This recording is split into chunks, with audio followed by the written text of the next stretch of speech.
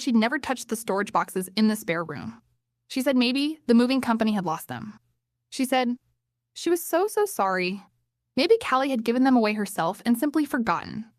She said all of this with my father standing right next to her, his face doing that thing it did when he wanted to believe something badly enough that he almost could. She was very convincing. She had practice.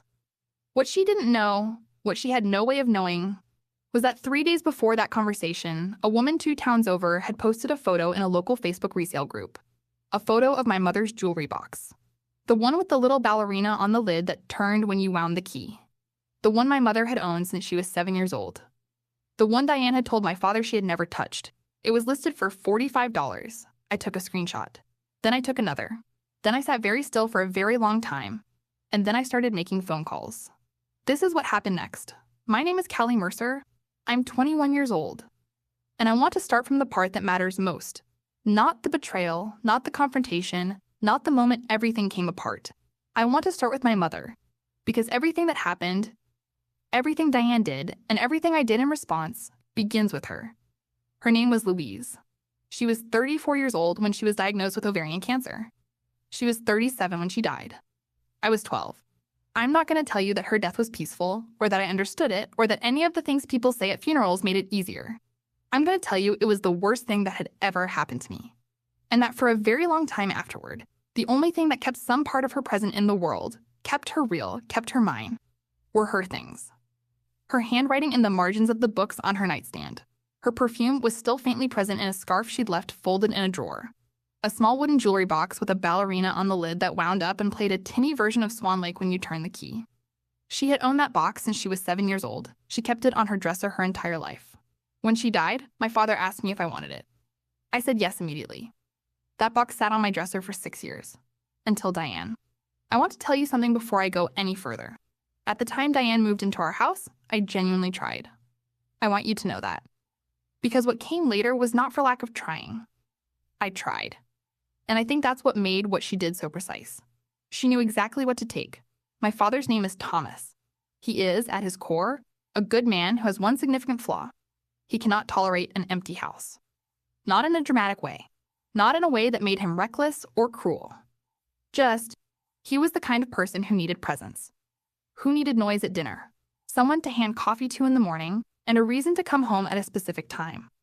My mother had given him all of that. When she died, the house became something he moved through rather than lived in. He kept her things exactly where she'd left them for almost 2 years. And then, slowly, they began to disappear. Not cruelly. Not deliberately. Just the way grief gets managed, at a distance, one drawer at a time. He met Diane when I was 15. She worked in the same office building, a different company, on the 8th floor. They met in an elevator, and he came home that evening and told me about her over dinner with a look on his face I hadn't seen in 3 years. I told him I was happy for him. I meant it. I want to be honest about the beginning. Diane was not immediately terrible. She was careful. Attentive. She brought food when she visited and asked about my school and laughed at the right moments and seemed, for a while, like someone who understood what she was stepping into. They married 18 months after they met. I was 17. I was her bridesmaid. And then she moved in. And everything changed in increments so small that by the time I understood the full shape of what was happening, I was already inside it. The first thing I noticed was the way she moved through the house. Not like someone settling in. Like someone assessing.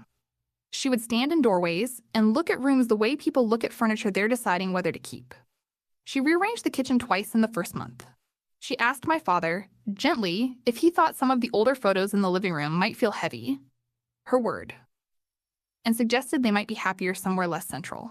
He said yes. Because he loved her. Because he wanted her to feel at home. 3 framed photos of my mother came down from the living room wall. I didn't say anything. I was 17. I was learning the specific grammar of this new household, which things were discussed and which were simply done. And I had the jewelry box on my dresser, and the books with her handwriting, and the scarf in the drawer. I had had enough. Or so I thought. I left for college at 18. And that was when Diane stopped being careful. Here's something I've learned since then. Some people only behave well when they're being watched. The moment I got into my car and drove 3 hours to a university dorm room, I stopped being a witness. And Diane knew exactly what to do with that. It started with the guest room. My bedroom at home, the one I'd lived in since I was 5, the one that still had the small patch of wall behind the door where my mother and I had marked my height every birthday in pencil, became the guest room before my first semester was over. My father told me on a phone call, apologetic, slightly too casual, the way he sounded when he'd already agreed to something and was explaining it rather than asking. Diane thought it made sense. You're at school. The room is just sitting there. We'll keep all your things, obviously. I asked where my things would go. Storage. The spare room on the second floor. Everything is all boxed up nicely. She's very organized. I said, okay. I did not say okay because I was okay. I said okay because I was 18 years old and 3 hours away, and I didn't yet understand what I was giving up. Second semester. I called home on a Sunday. Asked how things were. Diane mentioned, in passing, that she'd sorted through some of the older items in storage to make space for holiday decorations. I asked what she meant by sorted. She said, oh, just some things that were cluttering.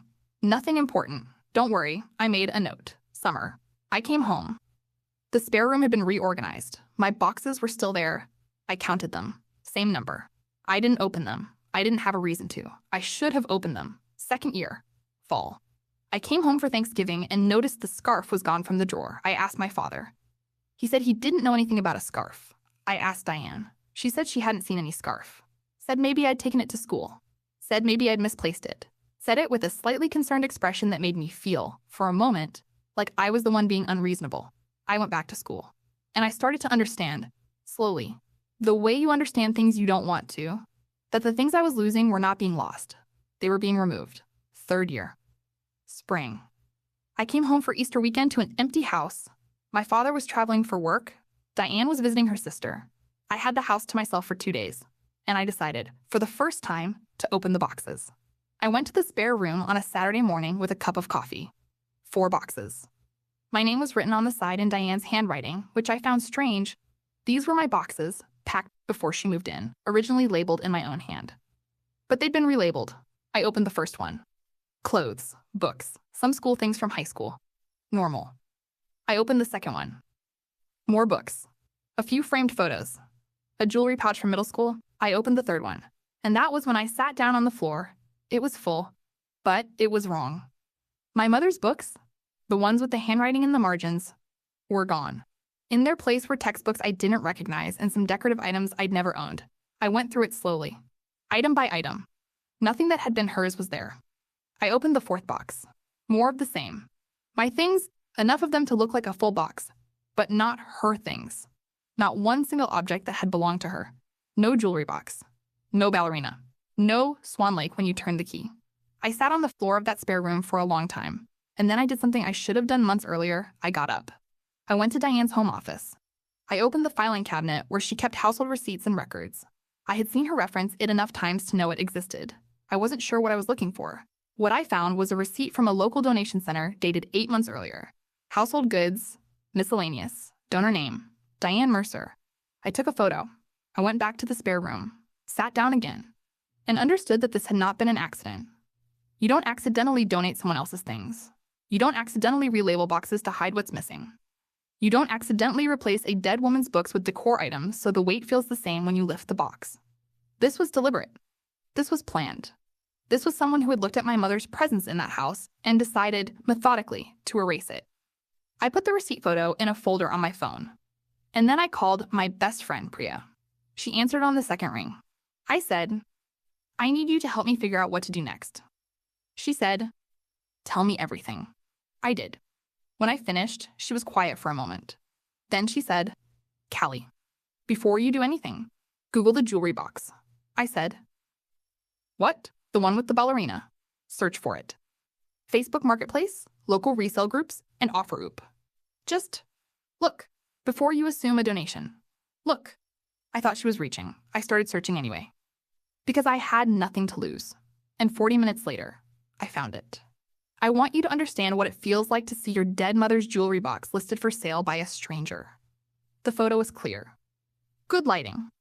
Posted by a woman named Rhonda, 2 towns over. The description said, vintage musical jewelry box, ballerina figurine, excellent condition, wind-up mechanism works. Pickup only. $45. In the background of the photo, barely visible, but there was my mother's handwriting on a small card tucked inside the lid. A birthday note she had written to herself when she was 9. I recognized it immediately. I had read it 100 times. I took a screenshot, and I stopped feeling sad. And I started feeling something else entirely. I did not call my father that night, and I did not call Diane. I know that's the instinct, to react immediately, to let the shock become volume, to send the screenshot and demand answers right then. But I had watched Diane operate long enough to know how she worked. She would have an explanation ready before I finished speaking. She would be sad, confused, and concerned. She would make me feel like the confrontation was the problem, not the thing that caused it. I needed more than one screenshot, so I kept searching.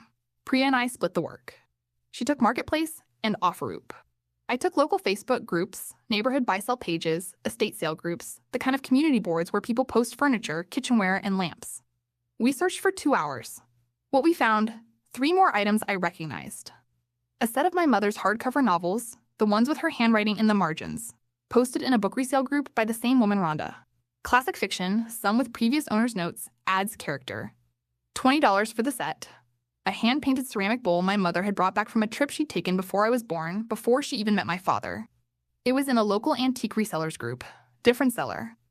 I recognized the pattern immediately. She had kept it on the kitchen windowsill throughout my entire childhood. And a photo frame. Silver oval, the kind that sits on a dresser. I had a photo of myself and my mother in that frame when I was 4 years old. The photo had been removed. The frame was listed as vintage silver-tone vanity frame, minor tarnish. Empty. The photo was removed. The frame for sale. I sat back from my laptop. How? I said out loud. Priya said, she must have sold them to Rhonda in bulk. Or Rhonda is a reseller. She bought a lot and is offloading piece by piece. I stared at the listings. The donation receipt I'd found was 8 months old, but Rhonda's listings were recent. The jewelry box had been posted 4 days ago. The novels, 2 weeks earlier. The bowl, 3 weeks before that. Which meant Diane hadn't donated everything. She had sold some of it, given the rest to someone who sold it for her, or given it to a reseller who was moving it slowly, piece by piece, through different local channels. My mother's things. Sold. For $45 and $20 and whatever the bowl went for. I opened a new folder on my phone. Screenshots of every listing. The donation receipt. Dates. Prices. Seller names. Then I called Priya. I'm going home this weekend, I said. And I need you to help me prepare. We spent the next 4 days documenting every listing, every screenshot, every date cross referenced against what I knew about the timeline. When I'd last seen each item, when Diane had been in the house alone, when my father had been traveling, by Thursday, I had a document 14 pages long. And then Priya found one more thing. Something neither of us had been looking for. Something Diane herself had posted. And it changed everything I understood about how careful she thought she'd been. Priya sent me a screenshot at 11 p.m. on Thursday. A Facebook post. Diane's personal profile. Set to friends, but Priya had a mutual connection neither of us had realized. A woman from Diane's spin class who had gone to the same university as Priya's older sister. It was publicly shared. Shared from Diane's friends only post into a community neighborhood group. A simple reshare, the kind that happens without thinking, the kind that makes a private post suddenly visible to anyone in a specific zip code. The post was from 8 months ago. Posted the same weekend as the donation receipt I'd found. It said, finally finished the big declutter project at the house. 3 years in the making. Feels so good to clear out what doesn't belong and make space for what does. Fresh start. She'd used a house emoji. She'd used a sparkle emoji. She'd used the phrase, what doesn't belong. Below the post were 19 comments. Friends congratulated her. Someone asking if she'd gotten rid of anything good. Diane replying, oh, just old things that were taking up space. Nothing anyone would miss. Nothing anyone would miss. My mother's jewelry box. Her books have her handwriting in the margins. The bowl from a trip she took before I was born. The silver frame that held the photo of us when I was 4. Nothing anyone would miss. I read that comment 3 times. Then I added it to the folder, and I drove home the next morning. I want to tell you what the drive felt like. 3 hours. I didn't listen to music. I just drove and thought about my mother. About the way she used to sit at the kitchen table on Sunday mornings with a cup of tea and underline things in whatever she was reading, and then read them aloud to whoever was nearby, whether they wanted to hear it or not. She was that kind of person. The kind who found something good and immediately wanted to share it. Nothing anyone would miss. I drove. And I decided, somewhere on that highway, that what was about to happen in that house was going to be very, very quiet. No volume, no drama. Just the truth, placed carefully on a table. And Diane finally with nowhere to go. My father was home when I arrived. That was not the plan. I'd expected him to be at work. But he'd come home early for a reason he'd mentioned in a text I hadn't registered while driving. I stood in the hallway with my bag over my shoulder and recalculated. Having my father present was not what I'd prepared for. But it was also, I realized, standing there in the house I'd grown up in, looking at the wall where my mother's photos used to hang. Exactly what needed to happen. He needed to hear this. Not after. Not from me in a phone call later. He needed to be in the room. Diane was in the kitchen. I heard her before I saw her. The specific sound of someone moving around a kitchen with comfortable ownership. The sound of someone who had fully convinced themselves that this was their house and always had been. My father came out of the study to greet me. He looked happy to see me. He always looked happy to see me. I want to say that clearly, because my father is not a villain in this story. He was a man who had loved my mother and then loved someone else and had not looked closely enough at what that second love was costing me. I said, "Dad, I need you and Diane to come sit with me in the living room. There's something I have to show you." He looked at me, read something in my voice, said, "Okay." We sat down, the three of us. My father is on the sofa. Diane is beside him with the relaxed posture of someone who does not yet know she's been found. I opened my phone. I said, "I want to ask Diane something first, before I show you what I have. I want to ask in front of you, Dad, so there's no confusion later about what was said." My father nodded. His expression had shifted, the happiness of 20 minutes ago replaced by something more careful. I looked at Diane. I said, "What happened to my mother's things? The things that were in the spare room boxes." She didn't flinch. She was very good. "Callie," she said. The warm voice. The slightly concerned tone. "What do you mean?" "Your things are in the spare room. I've been very careful with—" "Not my things," I said. "My mother's things. Her jewelry box. Her books. The bowl from the kitchen windowsill. The silver photo frame that had a picture of me and her in it." A micro pause. Less than a second. "I don't know what jewelry box you mean," she said. "I haven't touched any—" "The one with the ballerina on the lid," I said. "Wind up. Play Swan Lake." She'd had it since she was 7. "I've never seen anything like that in this house," Diane said. Maybe it was misplaced during the move, or I put my phone on the coffee table, turned the screen to face her. Rhonda's listing, the jewelry box, the photo. My mother's birthday note is visible in the background. Diane looked at it. My father looked at it. The room was very quiet. "That's not—" Diane started. "Scroll right," I said. My father picked up the phone. Scrolled to the next screenshot. The next. The donation receipt with her name. The Facebook post. Fresh start. What doesn't belong? Nothing anyone would miss. He read it twice. Then he set the phone down on the table and looked at his wife. I had imagined this moment for 4 days. I had imagined what she might say. How might she explain? What shape would the lie take when cornered? What I hadn't imagined was the silence. She didn't say anything.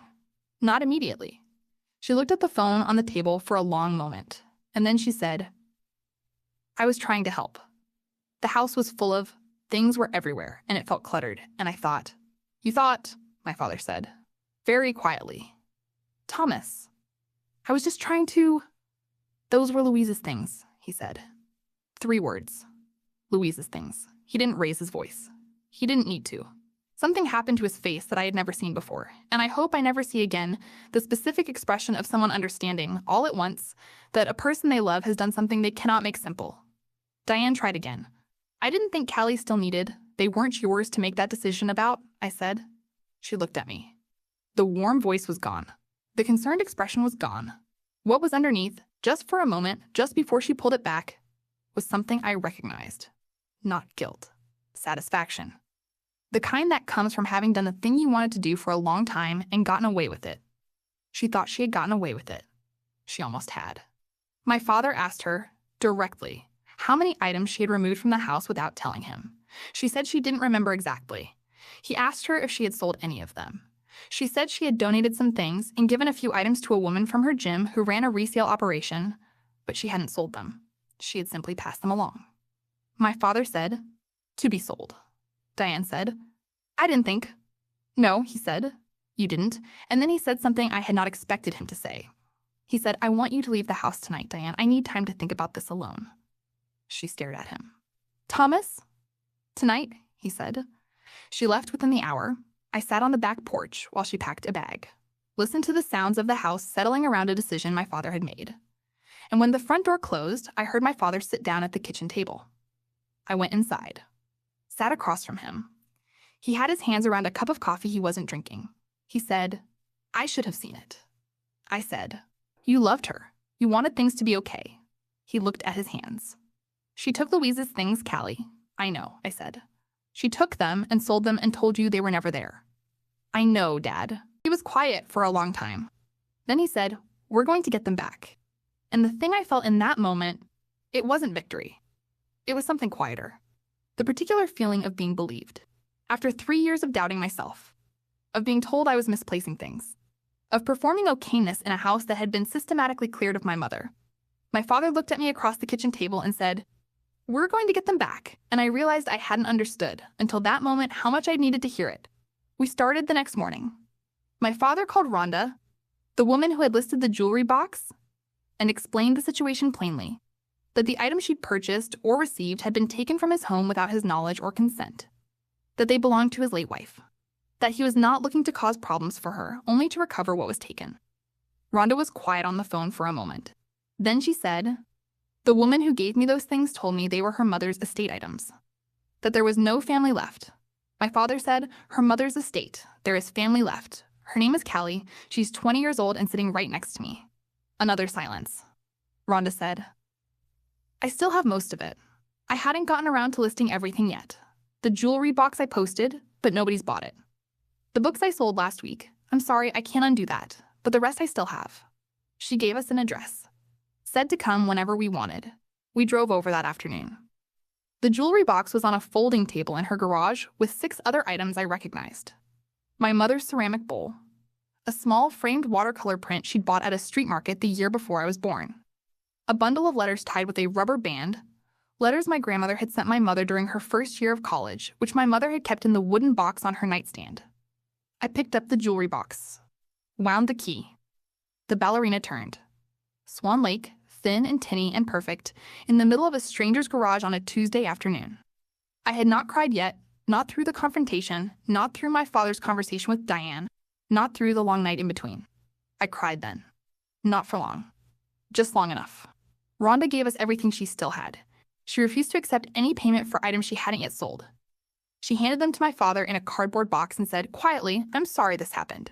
My father shook her hand. I said, "Thank you." We drove home with the box in the back seat. A week after Diane left, my father asked me to sit with him at the kitchen table. He had a piece of paper in front of him. He said, "I want to tell you some things, and I need you to hear them without interrupting." I said, "Okay." He told me he had not understood, until he sat down and really thought about it, how many signs he had missed. The photos are coming down. The scarf. My questions on the phone that he'd dismissed without really hearing. The way Diane changed the subject when my mother came up in conversation. He said, "I chose not to see it, because seeing it was harder than not seeing it. And that was a failure on my part. Not hers only. Mine. I didn't say anything." He said, "Your mother would be furious at me right now." I almost laughed, because he was right. My mother would have been spectacular about it. Calm, specific, devastating. He slid the piece of paper across the table. It was a list. Handwritten. Items he thought might still be recoverable, things not yet sold that Rhonda hadn't had, things that might have gone to other resellers or been listed on platforms we hadn't checked. He had already done research. "I have a lawyer friend," he said. "She thinks we have a case for intentional destruction of property and potentially civil theft, given the resale element.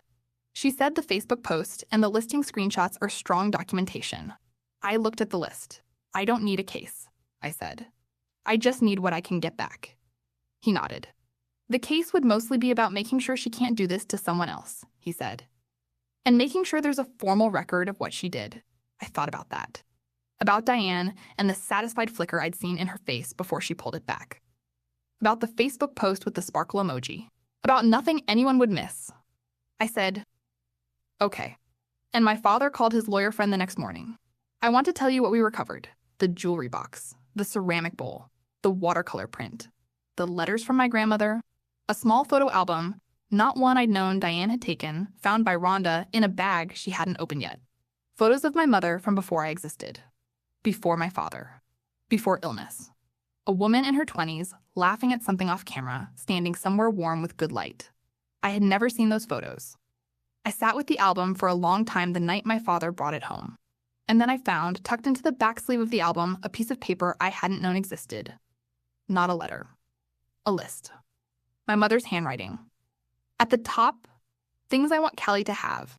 And below it, items. The jewelry box. The bowl. The watercolor print. Books she listed by title. A ring she'd left to me specifically that I had assumed, when I couldn't find it, had been lost. It was a list she'd made and slipped into the back of an album she assumed I would eventually find. Because that was who she was. Careful. Quiet. Planning. The ring was not among the recovered items. My father's lawyer sent a formal letter to Diane documenting every missing item and requesting either the items themselves or compensation at fair market value, given the nature of what they were. Diane returned 4 additional items through an intermediary, things she'd kept rather than passed on to Rhonda, including the ring. She did not return the novels with my mother's handwriting. Those had been sold and could not be traced. That loss is permanent. And I've had to make peace with the permanence of it. I haven't fully, but I'm working on it. The legal matter resulted in a settlement. Civil, not criminal. Diane paid a sum I'm not going to disclose because it was part of the agreement. My father's lawyer described it as appropriate given the documentation and the nature of the items. Diane and my father are no longer married. My father filed for divorce 8 weeks after she left the house. He told me it had nothing to do with the legal matter. I believe him. I think the legal matter was just the thing that made visible what had been there for longer. The particular shape of a person who had looked at his life and decided that the parts of it that existed before her were in her way. My father and I have dinner on Sundays now. We cook. Sometimes I read to him from my mother's books. The ones I was able to find, the secondhand copies I've tracked down that are the same edition she had. Not the same, but close enough to feel like something. The jewelry box is on my dresser in my dorm room. Every morning, I walk past it. Sometimes I wind the key. The ballerina turns. And Swan Lake plays. Thin and tinny and completely. Exactly right. Here is what I know now that I didn't know when I was 19. Standing in a spare room, realizing the boxes had been emptied and refilled. Grief makes you vulnerable in ways that are very hard to protect against. Not because you're weak, because grief is the specific condition of loving something that is no longer there to defend itself. The people who take advantage of that vulnerability are not always dramatic. They are not always cruel in ways that are easy to name. Sometimes they are careful, methodical. Using the word declutter and a sparkle emoji, I am the phrase nothing anyone would miss. The most dangerous erasures are the ones that happen slowly. One box relabeled. One photo was taken down. One scarf that disappears and is never mentioned again. Until one day you come home and the shape of your mother in that house is gone, and someone is standing in her kitchen with comfortable ownership, acting like it was always this way. What I want to tell you, if you're listening to this and something about it feels familiar, is this: document what matters. Photograph it, name it, write it down. Not because the people around you will definitely betray you, but because the things that matter most to you deserve to be witnessed by you. By someone. Don't wait until something is gone to know that it was there. My mother made a list of things she wanted me to have, tucked it in the back of an album she trusted I'd eventually find, because she knew that love isn't enough on its own. Love needs to leave a record. She left me one. And when everything else had been sold and donated and passed along and listed for $45 by a stranger who didn't know what she was holding, the list remained. Her handwriting, her intention, her specific, quiet love. Diane could take the objects. She could not take what they meant. And she could not take the fact that my mother had thought of me, had written my name at the top of a page before I was old enough to understand what that meant. That's the thing about the people who love us carefully. They leave evidence. Find it. Keep it. Fight for it if you have to. It's worth it. I promise you, it is worth it. If someone ever took something from you that they had no right to take, I want to hear about it. And if someone in your life has ever left you evidence of how much they loved you, something small, something hidden, something you only understood later, tell me that to tell Roppet in the comments. I read every single one. If this stayed with you, share it with someone who needs to hear it. Like, subscribe, new story every day. I'll see you tomorrow.